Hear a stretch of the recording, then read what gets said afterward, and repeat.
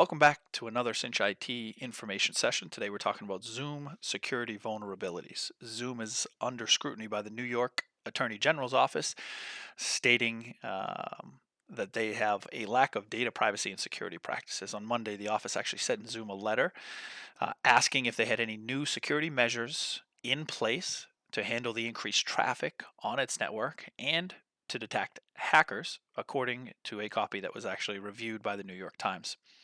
While the letter did state that Zoom is an essential and valuable communications platform, it outlined several concerns, noting that the company has been slow to address security flaws such as vulnerabilities that could cause a quote or enable malicious third parties to, among other things, gain access to consumer webcams.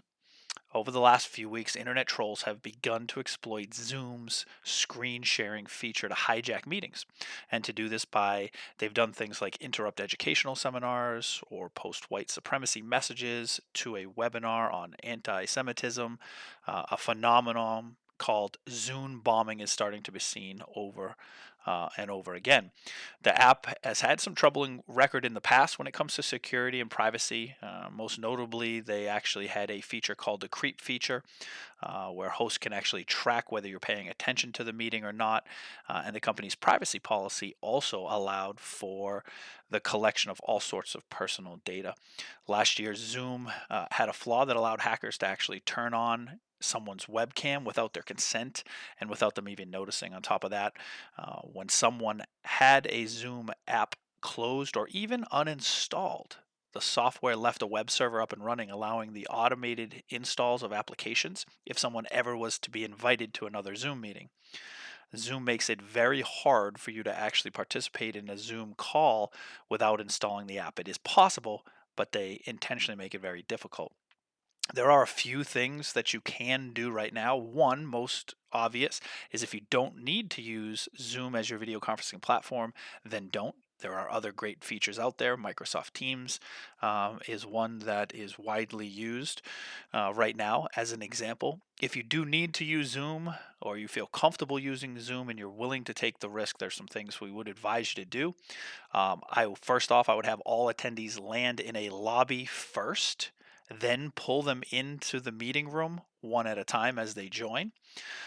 Turn off any automated features upon connecting, such as your camera or your microphone.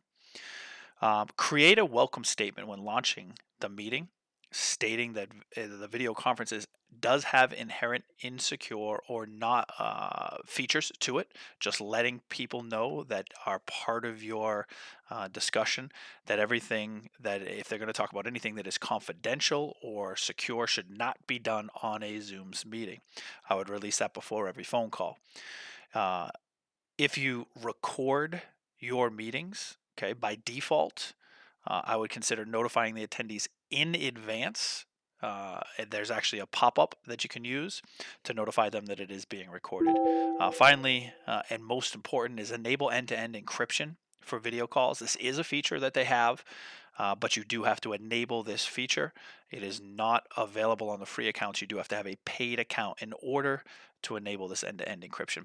So, those are our tips for those of you who are going to use Zoom video conferencing, but we do want to make you aware of these recent security vulnerabilities.